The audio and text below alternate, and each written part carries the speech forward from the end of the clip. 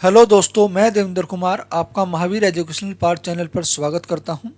आज हम पॉलिटी का प्रैक्टिस सेट 20 करेंगे, जिसमें हम वित्त आयोग के एमसीक्यू हल करेंगे और व्याख्यात्मक रूप से भी उनको समझेंगे। इससे पहले पॉलिटी के टॉपिक वाइज प्रैक्टिस सेट मैं करा चुका हूं। अगर आपने वह वीडियो नहीं देखी है तो मैंने डिस्क्रिप्शन में उन सभी वीडियो का लिंक डाल दिया है, आप वहाँ पर जाकर देख सकते हैं।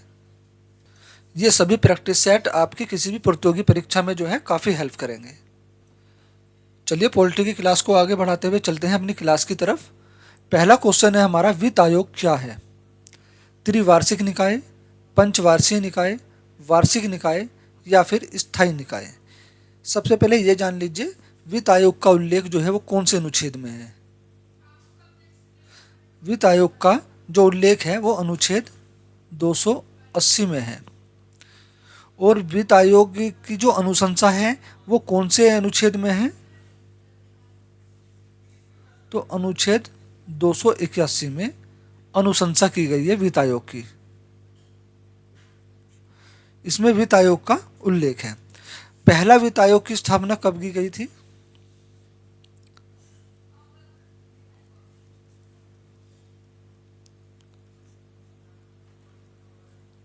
पहले वित्त आयोग की जो स्थापना की गई थी वो की गई थी 1951 में। तो हमारा यहाँ क्वेश्चन नंबर 1 का जो आंसर होगा वो होगा ऑप्शन नंबर 2, राइट आंसर। पंचवार्षिक निकाय, वित्त आयोग जो है पंचवार्षिक निकाय है। क्वेश्चन नंबर 2, संविधान के अनुच्छेद 280 में वर्णित वित्त आयोग का निर्माण कौन करता है? प्रधानमंत्री, सांसद, भारत के सर्वोच्च न्यायालय के मुख्य न्यायाधीश या फिर भारत के राष्ट्रपति? तो वित्त आयोग का जो निर्माण करता है वो भारत का राष्ट्रपति करता है। यह हमारा ऑप्शन नंबर 4 जो राइट आंसर हो जाएगा।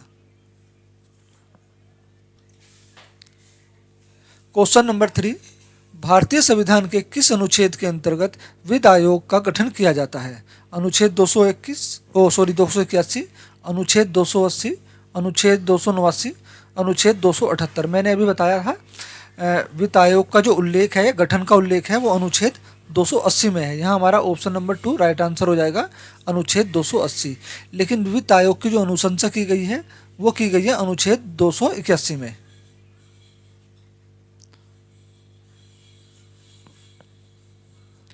क्वेश्चन नंबर 4, वित्त आयोग में अध्यक्ष के अतिरिक्त कितने सदस्यों की व्यवस्था है? अध्यक्ष के कहने का मतलब है अध्यक्ष सहित कितने सदस्य होते हैं वित्त आयोग में? 3 सदस्यों की, 4 सदस्यों की, 5 सदस्यों की या फिर 6 सदस्यों की? सॉरी, शायद मैंने क्वेश्चन पढ़ने में थोड़ा सा मिस हो गया, कर दिया कुछ। वित्त आयोग में अध्यक्ष के अतिरिक्त, अध्यक्ष के अलावा यानी अध्यक्ष को छोड़कर कितने सदस्यों की व्यवस्था है? 3 सदस्यों की, 4 सदस्यों की, 5 सदस्यों की, 6 सदस्यों की? तो अध्यक्ष के अतिरिक्त अध्यक्ष को छोड़कर वित्त आयोग में जो है कुल 4 सदस्य होते हैं। यहाँ हमारा ऑप्शन नंबर 2 राइट आंसर हो जाएगा, 4 सदस्यों की। और अगर आपसे अध्यक्ष सहित पूछे तो 5 सदस्य, एक अध्यक्ष प्लस 4 सदस्य। और इनकी नियुक्ति कौन करता है? इनकी नियुक्ति राष्ट्रपति करते हैं। इनकी जो नियुक्ति होती है वो राष्ट्रपति के द्वारा की जाती है। क्वेश्चन नंबर 5, निम्न में से कौन सा कथन सत्य नहीं है? ऑप्शन नंबर 1, अनुच्छेद 281 का संबंध वित्त आयोग की अनुशंसाओं से है। मैंने भी बताया वित्त आयोग की जो अनुशंसा का उल्लेख है वो अनुच्छेद 281 में है, तो ये बिल्कुल सही है। प्रथम वित्त आयोग का गठन 1951 में किया गया था। ये भी अभी पिछले क्वेश्चन में बताया था कि प्रथम वित्त आयोग का गठन 1951 में किया गया था, ये भी बिल्कुल सही है। ऑप्शन नंबर 3, वित्त आयोग की सिफारिश से केंद्र सरकार के लिए सलाहकार होती हैं, बाध्यकार नहीं, ये भी बिल्कुल सही है। वित्त आयोग की जो सिफारिश होती हैं वो केंद्र सरकार के लिए सलाहकार होती हैं, ना कि बाध्यकार। ऑप्शन नंबर 4, वित्त आयोग का गठन 6 वर्ष के लिए किया जाता है, ये ऑप्शन हमारा गलत है ना। वित्त आयोग का गठन जो है 5 वर्ष के लिए किया जाता है। कितने वर्ष के लिए? 5 वर्ष के लिए। तो यहाँ हमारा यही कथन सत्य नहीं है और ऑप्शन क्वेश्चन के अकॉर्डिंग यही आंसर ऑप्शन हमारा आंसर होगा। क्वेश्चन नंबर 6, वित्त आयोग के संबंध में कौन सा कथन सही नहीं है? वित्त आयोग की सिफारिशों से की प्रकृति सलाहकार होती है, वित्त आयोग की सिफारिशों की प्रकृति सलाहकार होती है, ये इससे जो है गलत है। वित्त आयोग की सिफारिश से सरकार के लिए बाध्य होती है, ये ही हमारा जो ऑप्शन होगा राइट आंसर होगा। वित्त आयोग की सिफारिश जो है सरकार के लिए बाध्य नहीं होती बल्कि सलाहकार सलाहकार होती है। ये ऊपर ऊपर वाले ऑप्शन में भी कह रहा है और पिछले क्वेश्चन में भी मैंने बताया था आपको। तो यहाँ हमारा ऑप्शन नंबर 2 राइट आंसर हो जाएगा। वित्त आयोग की सिफारिश से सरकार के लिए बाध्य होते हैं।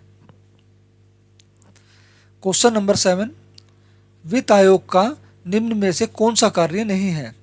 केंद्र वित्त आयोग द्वारा दी गई सिफारिश के आधार पर राज्य में नगरपालिका और पंचायत के संसाधनों की अनुभूति के लिए राज्य की संचित निधि के संवर्धन के लिए आवश्यक उपाय करता है। राष्ट्रपति द्वारा आयोग को सुदृढ़ वित्त के हित में निर्दिष्ट कोई अन्य विषय। भारत की संचित निधि में से राज्य के राजस्व में सहायता अनुदान को शासित करने वाले सिद्धांत। संघ और राज्यों के बीच करों के सूद आगामों का वितरण और राज्यों के बीच ऐसे गमों का आवंटन। तो हमारे यहाँ नीचे के तीनों ऑप्शन होंगे, तीनों सही होंगे। और यहाँ पूछ रहा है वित्त आयोग का कौन सा कार्य नहीं है, तो ऑप्शन नंबर 1 हमारा राइट आंसर होगा। क्वेश्चन नंबर 8, वित्त आयोग की संरचना से संबंधित कथनों पर विचार कीजिए। वित्त आयोग में एक अध्यक्ष व 4 अन्य सदस्य होते हैं जिनकी नियुक्ति राष्ट्रपति द्वारा की जाती है। बिल्कुल ये सही है। वित्त आयोग के अध्यक्ष व सदस्यों का कार्यकाल राष्ट्रपति के आदेश के तहत समय तक होता है। बिल्कुल ये भी सही है। वित्त आयोग के अध्यक्ष और सदस्यों की पुनर्नियुक्ति हो सकती है। ये कथन भी सही है। संविधान ने संसद को इन सदस्यों की योग्यता और चयन विधि का निर्धारण करने का अधिकार दिया है। बिल्कुल ये कथन भी सत्य है। तो यानी हमारे सभी कथन सत्य हैं। यहाँ ऑप्शन नंबर 4 जो राइट आंसर होगा, सभी कथन सत्य हैं। क्वेश्चन नंबर 9, वित्त आयोग से संबंधित कौन सा कथन सही नहीं है? वित्त आयोग एक अर्ध न्यायिक निकाय के रूप में व्यवस्थित है।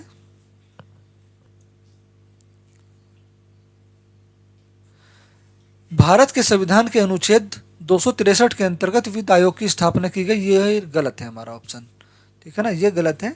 जबकि अनुच्छेद 280 के अंतर्गत वित्त आयोग की स्थापना की गई। तो हमारा जो है विकल्प ऑप्शन नंबर 2 ही यहाँ राइट आंसर होगा। बाकी ये दोनों ऑप्शन भी देख लेते हैं। ऑप्शन नंबर 3, वित्त आयोग का गठन जो है राष्ट्रपति हर 5 वर्ष या आवश्यकता अनुसार उससे पहले भी कर सकता है। ये भी कथन सही है। क्वेश्चन नंबर 10, भारत में वित्त आयोग की स्थापना कौन करता है? वित्त मंत्री, प्रधानमंत्री, राष्ट्रपति या फिर सांसद? तो भारत में वित्त आयोग की स्थापना राष्ट्रपति के द्वारा की जाती है। यहाँ हमारा ऑप्शन नंबर 3 राइट आंसर हो जाएगा। क्वेश्चन नंबर 11, राज्यों को कर में हिस्सा देने के लिए वित्त आयोग ने किस मापदंड को ध्यान में नहीं रखा? जो राज्यों को कर में से हिस्सा देता है वित्त आयोग, तो उसने ऐसा कौन सा मापदंड इनमें से ध्यान में नहीं रखा? राज्य में जनसंख्या की बदलाव, बिल्कुल इसका तो ध्यान बिल्कुल रखा है, क्योंकि राज्य में करों का जो हिस्सा दिया जाता है वो जनसंख्या के आधार पर दिया जाता है। राज्य में आय असमानता, बिल्कुल ये भी हमारा ऑप्शन सही होगा। राज्य में वन क्षेत्र, ये भी हमारा ऑप्शन सही होगा। लेकिन राज्य में शिक्षा का स्तर, राज्य में शिक्षा के स्तर को जो है वित्त आयोग ने ध्यान में नहीं रखा, इस मापदंड को। तो हमारा ऑप्शन नंबर 4 यहाँ राइट आंसर हो जाएगा। क्वेश्चन नंबर 12, वित्त आयोग के सदस्यों की योग्यता का निर्धारण कौन करता है? राष्ट्रपति, सांसद, प्रधानमंत्री, वित्त मंत्री? तो वित्त आयोग के सदस्यों की योग्यता का निर्धारण का अधिकार जो है संसद के पास है। यहाँ संसद, यहाँ हमारा ऑप्शन नंबर 2 राइट आंसर हो जाएगा। जबकि अध्यक्ष व सदस्यों की नियुक्ति जो राष्ट्रपति करते हैं इसके, ठीक है ना, लेकिन सदस्यों की योग्यता का निर्धारण संसद करती है। क्वेश्चन नंबर 13, वित्त आयोग की अनुशंसाएं कौन से अनुच्छेद से संबंधित हैं? अनुच्छेद 278, अनुच्छेद 289, अनुच्छेद 280, अनुच्छेद 281। मैंने अभी बताया था जो वित्त आयोग की अनुशंसाएं हैं उसका जो उल्लेख है वो अनुच्छेद 281 में है। यहाँ हमारा ऑप्शन नंबर 4 राइट हो जाएगा। और अनुच्छेद 280 में जो है वित्त आयोग का उल्लेख है, और वित्त आयोग के जो गठन हुआ है वो अनुच्छेद 280 के अंतर्गत ही हुआ है। क्वेश्चन नंबर 14, भारत सरकार में चौथे वित्त आयोग के अध्यक्ष कौन थे? डॉक्टर विजय के सॉरी ये गलत हो गया शायद इसमें कुछ मिसप्रिंट हुआ है ना। डॉक्टर विजय, डॉक्टर पीवी राजा मान्ना, केसी पंत, महावीर त्यागी। तो डॉक्टर जो है पीवी राजा मान्ना जो है भारत सरकार में चौथे वित्त आयोग के अध्यक्ष थे। यहाँ हमारा ऑप्शन नंबर 2 राइट आंसर हो जाएगा। क्वेश्चन नंबर 15, वित्त आयोग अपनी रिपोर्ट किसको सौंपता है? लोकसभा अध्यक्ष को, संसद को, प्रधानमंत्री को या फिर राष्ट्रपति को? तो वित्त आयोग अपनी रिपोर्ट जो है राष्ट्रपति को सौंपता है। यहाँ हमारा ऑप्शन नंबर 4 राइट आंसर हो जाएगा। वित्त आयोग कैसी संस्था है?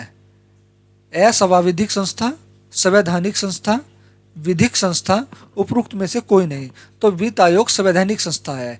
वित्त आयोग का संविधान में प्रावधान है, संविधान में उल्लेख है, इसलिए यह वित्त आयोग कैसी संस्था है? संवैधानिक संस्था है। यहाँ हमारा ऑप्शन नंबर 2 राइट आंसर हो जाएगा। क्वेश्चन नंबर 17, केंद्र और राज्य के बीच धन के बंटवारे के संबंध में कौन राय देता है? योजना आयोग, प्रधानमंत्री, वित्त आयोग या फिर राष्ट्रपति? तो केंद्र और राज्यों के बीच धन के बंटवारे के संबंध में वित्त आयोग अपनी राय देता है। इसीलिए वित्त आयोग की सलाह जो होती है वो सलाहकार होती है, राय ना कि बाध्यकारी होती है। ऑप्शन नंबर 3 हमारा यहाँ राइट हो जाएगा। क्वेश्चन नंबर 18, निम्नलिखित में से कौन सा अपराधीकरण भारत की समेकित निधि में राज्यों को राजस्व का सहायता अनुदान देने वाले सिद्धांतों की अनुशंसा करता है? वित्त आयोग, योजना आयोग, केंद्रीय वित्त मंत्रालय, रक्षा मंत्रालय? तो यहाँ भी हमारा ऑप्शन नंबर 1 ही जो है राइट आंसर होगा, वित्त आयोग।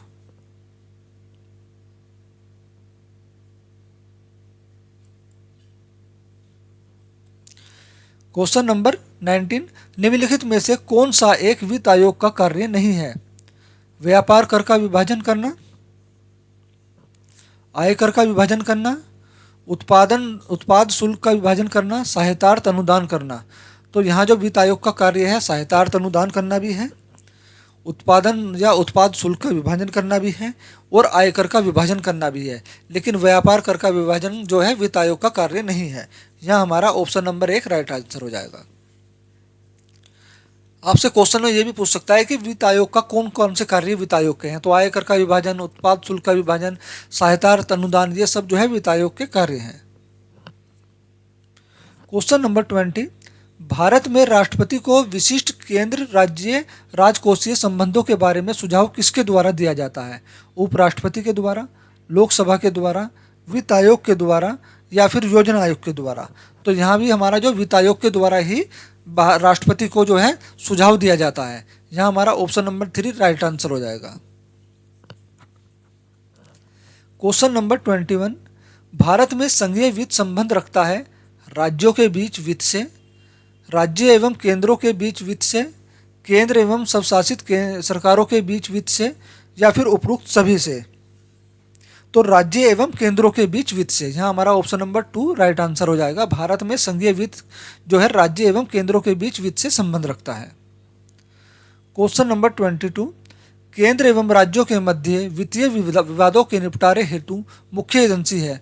अगर केंद्र एवं राज्यों के मध्य बीच में जो है करों के जो बांटने को लेकर विवाद हो जाता है तो इसका जो निपटारा है कौन सी एजेंसी करती है? सर्वोच्च न्यायालय, राष्ट्रपति, वित्त आयोग या फिर वित्त मंत्री? तो इसका जो उत्तर होगा वो होगा ऑप्शन नंबर 1, हमारा यहाँ राइट आंसर होगा सर्वोच्च न्यायालय। सर्वोच्च न्यायालय जो है इनके विवाद का निपटारा करता है। राज्यों की सहायता अनुदान राजस्व आवंटित होता है ऑप्शन नंबर 1 वित्त आयोग द्वारा, ऑप्शन नंबर 2 अंतर्राष्ट्रीय परिषद द्वारा, ऑप्शन नंबर 3 राष्ट्रीय विकास परिषद द्वारा, ऑप्शन नंबर 4 योजना आयोग द्वारा। हमारा यहाँ ऑप्शन नंबर 1 राइट आंसर होगा वित्त आयोग के द्वारा। क्वेश्चन नंबर 24, 15वें वित्त आयोग के अध्यक्ष कौन थे?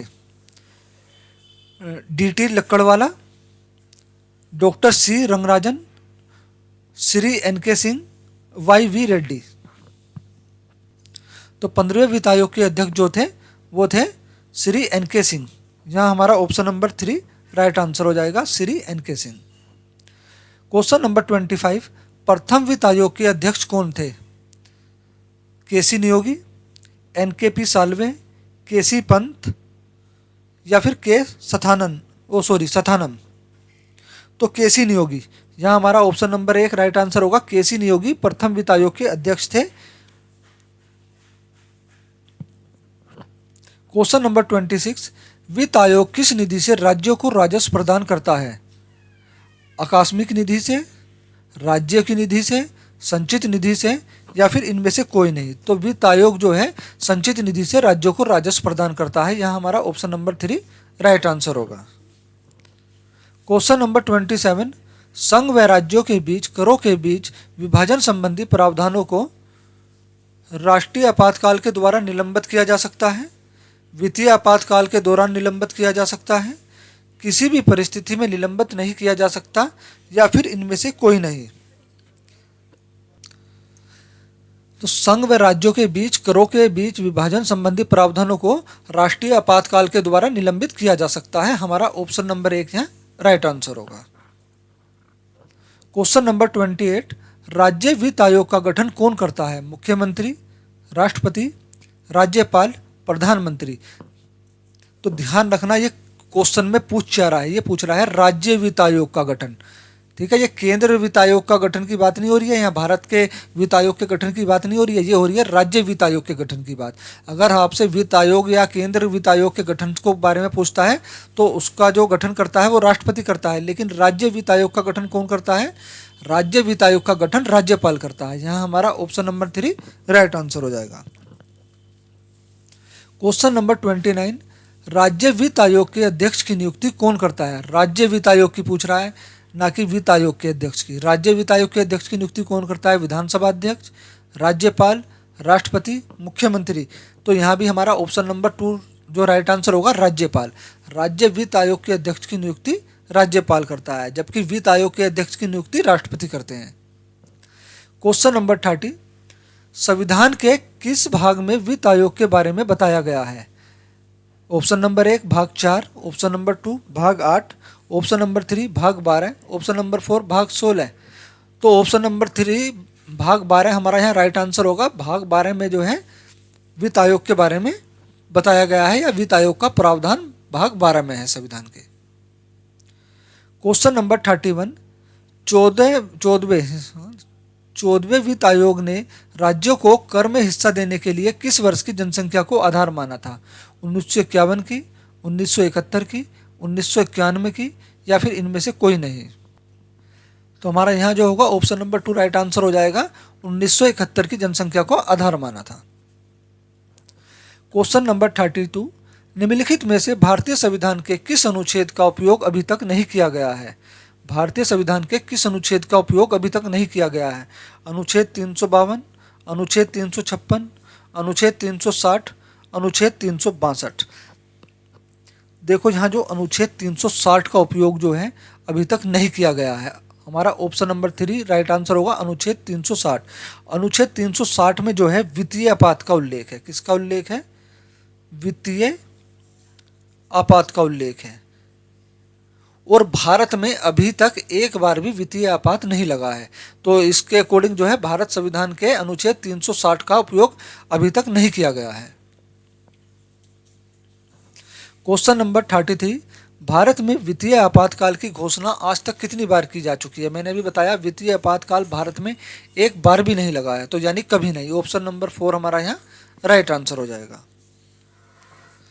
क्वेश्चन नंबर 34, राष्ट्रीय आपातकाल में लोकसभा की अवधि जब तक आपातकाल रहे तब तक के लिए बढ़ाई जा सकती है, नहीं बढ़ाई जा सकती, केवल 1 वर्ष के लिए बढ़ाई जा सकती है, या फिर आपातकाल की समाप्ति तक बढ़ाई जा सकती है, लेकिन एक समय में केवल 1 वर्ष के लिए ही बढ़ाई जा सकती है। तो हमारा यहाँ ऑप्शन नंबर 4 जो राइट आंसर हो जाएगा। आपातकाल की समाप्ति तब तक बढ़ाई जा सकती है, लेकिन एक समय में केवल 1 वर्ष के लिए ही बढ़ाई जाएगी। क्वेश्चन नंबर 35, सामान्य रूप से भारत में प्रति 5 वर्ष बाद वित्त आयोग की नियुक्ति की जाती है। तो वित्त आयोग की नियुक्ति कितने समय बाद की जाती है? 5 वर्ष के बाद। राज्यों की वित्तीय स्थिति निर्धारण करने के लिए, केंद्रीय अनुदान और संघ के राजस्व में राज्यों का अंश निर्धारित करने के लिए, केंद्र सरकार के वित्तीय संसाधन निर्धारित करने के लिए, केंद्र सरकार की वित्तीय स्थिति निर्धारण करने के लिए। तो केंद्रीय अनुदान और संघ के राजस्व में राज्यों का अंश निर्धारण करने के लिए हमारा यहाँ जो ऑप्शन नंबर 2 राइट आ जाएगा। क्वेश्चन नंबर 36, केंद्र एवं राज्यों के बीच करों के शुद्ध आय के वितरण के संदर्भ में निम्नलिखित में से कौन सी संस्था मूल सिद्धांत को निरूपित करेगी? योजना आयोग, वित्त आयोग, राष्ट्रीय विकास परिषद या फिर केंद्रीय वित्त मंत्रालय। तो यहाँ हमारा ऑप्शन नंबर 2 राइट आंसर हो जाएगा, वित्त आयोग। निम्न कथनों पर विचार कीजिए। वित्त आयोग के कार्य हैं भारत की संचित निधि से धन निकलवाने की अनुमति देना। वित्त आयोग का कार्य है ये, तो वित्त आयोग का कार्य नहीं है। प्राप्त करों के भागों को राज्यों के बीच में बांटना, ये कार्य है बिल्कुल। सहायता अनुदान के लिए राज्यों के आवेदनों पर विचार करना, बिल्कुल ये भी काम जो वित्त आयोग का है। संघ सरकार तथा राज्य सरकार बजट के प्रावधानों के अनुसार करों की उगाही कर रही है या नहीं, इसकी देखरेख करना तथा उस पर रिपोर्ट बनाना, नहीं ये कार्य वित्त आयोग का नहीं है, ना ही ये है ना। तो 2 और 3, यहाँ हमारा 2 और 3 किस में है? ऑप्शन नंबर 2 में। तो ऑप्शन नंबर 2 हमारा राइट आंसर हो जाएगा 2 और 3 में। क्वेश्चन नंबर 38, वित्त आयोग राष्ट्रपति को संस्तुति भेजने के मुख्य रूप से संबंधित है राज्यों को दिए जाने वाले अनुदान के सिद्धांत से, राज्य एवं केंद्र के बीच करों के बंटवारे से, दोनों में से कोई नहीं, उपरोक्त दोनों। तो हमारा यहाँ होगा उपरोक्त दोनों। ऑप्शन नंबर 4 हमारा राइट आंसर होगा।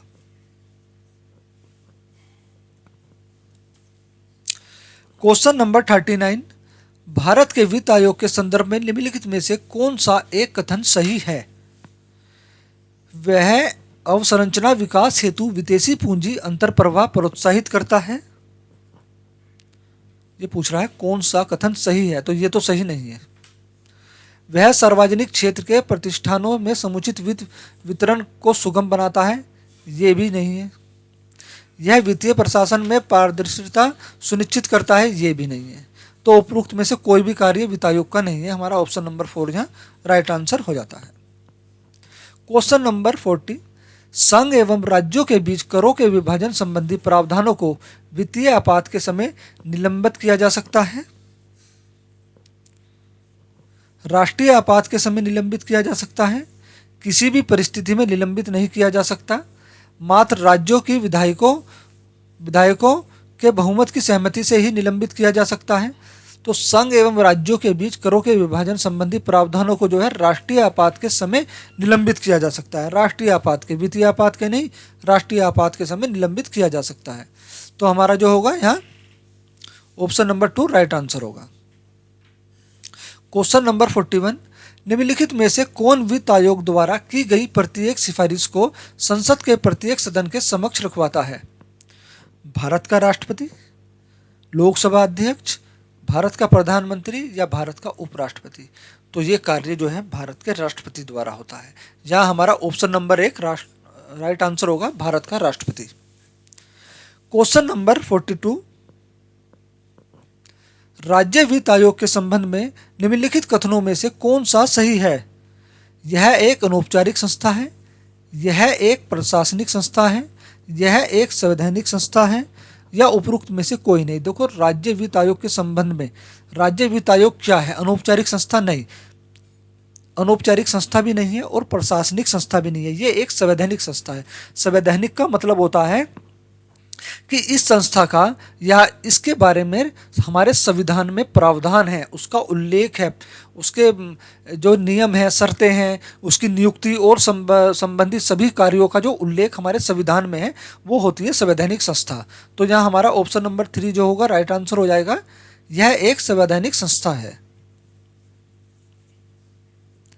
योजना आयोग की स्थापना की गई राष्ट्रपति के द्वारा अध्यादेश जारी करके, संसद द्वारा एक कानून बनाकर, संघीय मंत्री द्वारा एक विशेष प्रस्ताव पारित कर, उपरोक्त में से कोई नहीं। तो योजना आयोग की स्थापना संघीय मंत्री परिषद द्वारा एक विशेष प्रस्ताव पारित कर की गई थी। यहाँ हमारा ऑप्शन नंबर 3 राइट आंसर हो जाएगा। क्वेश्चन नंबर 44, राजस्थान में राज्य वित्त आयोग के प्रथम अध्यक्ष कौन थे? राजस्थान में पूछ रहा है। Hiralal Devpura, SK Ghosh, KK Goyal, MC Surana. तो यहाँ होगा कृष्ण कुमार गोयल। यहाँ हमारा कृष्ण कुमार यानी KK गोयल, इनका जो पूरा नाम है वो है कृष्ण कुमार गोयल जो थे राजस्थान के राज्य वित्त आयोग के प्रथम अध्यक्ष थे, और हीरालाल देवपुरा दूसरे अध्यक्ष थे। आपसे दूसरा अध्यक्ष भी पूछ सकता है, तो दूसरा अध्यक्ष भी ध्यान रखना। राजस्थान में राज्य वित्त आयोग के दूसरे अध्यक्ष हीरालाल देवपुरा थे। प्रथम अध्यक्ष KK Goyal, Krishna Kumar Goyal. Option number 3 हमारा है राइट आंसर हो जाएगा। क्वेश्चन नंबर 45, राजस्थान के 5वें राज्य वित्त आयोग का वित्त आयोग का कार्यकाल कौन सा है? थोड़ा सा मिसप्रिंट हो गया, ये इधर आता। तो 2016 से 2021 तक, 2017 से 2022 तक, 2015 से 2020 तक, 2014 से 2019 तक। तो राजस्थान के जो है 5वें राज्य वित्त आयोग का कार्यकाल 2015 से 2020 तक है। यहाँ हमारा ऑप्शन नंबर 3 राइट आंसर हो जाएगा। क्वेश्चन नंबर 46, निम्नलिखित में से कौन पंचायत की वित्तीय स्थिति का पुनरावलोकन करने के लिए वित्त आयोग का गठन करता है? संबंधित राज्य का मुख्यमंत्री, संबंधित राज्य का वित्त मंत्री, संबंधित राज्य का राज्यपाल, संबंधित राज्य का पंचायती राज मंत्री।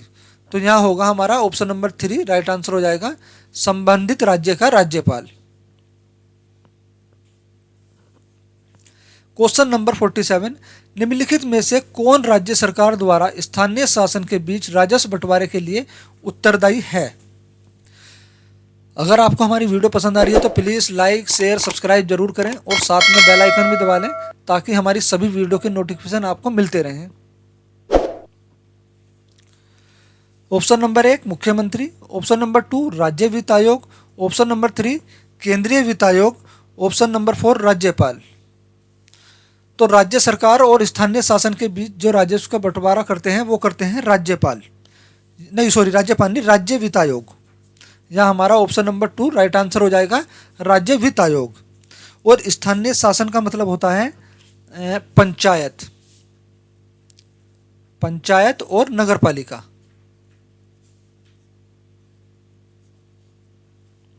और भी शासन है, 8 प्रकार के जो है स्थानीय शासन है। तो हमारा यहाँ ऑप्शन नंबर 2 राइट आंसर हो जाएगा, राज्य वित्त आयोग। क्वेश्चन नंबर 48, निम्नलिखित में कौन सा प्राधिकरण किसी राज्य के राज्यपाल को उसे विशेष राज्य की पंचायत द्वारा विनियोजित हो सकने वाले करों और शुल्क के निर्धारण के सिद्धांत के विषय में संतुष्टि करता है? जिला नियोजन समिति, राज्य का वित्त मंत्रालय, उस राज्य का पंचायती राज, या राज्य वित्त आयोग। तो यहाँ भी जो होगा राज्य वित्त आयोग करेक्ट आंसर होगा। ऑप्शन नंबर 4 हमारा राइट आंसर होगा, राज्य वित्त आयोग। क्वेश्चन नंबर 49, राज्य वित्त आयोग पंचायत की वित्तीय स्थिति के बारे में अनुशंसा करता है। क्वेश्चन नंबर 49, राज्य वित्त आयोग पंचायत की वित्तीय स्थिति के बारे में अनुशंसा करता है राज्यपाल को, मुख्यमंत्री को, राज्य के वित्त मंत्री को, राज्य के वित्त सचिव को। तो राज्य वित्त आयोग पंचायत की वित्तीय स्थिति के बारे में राज्यपाल को अनुशंसा करता है। यहाँ हमारा ऑप्शन नंबर 1 जो होगा वो राइट आंसर हो जाएगा, राज्यपाल को।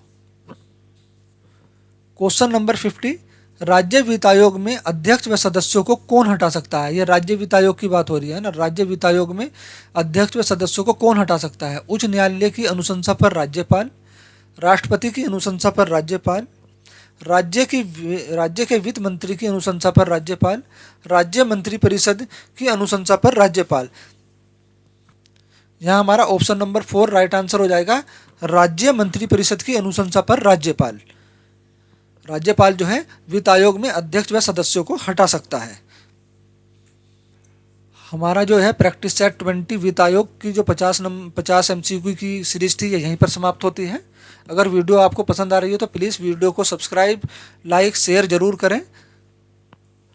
वीडियो देखने के लिए धन्यवाद।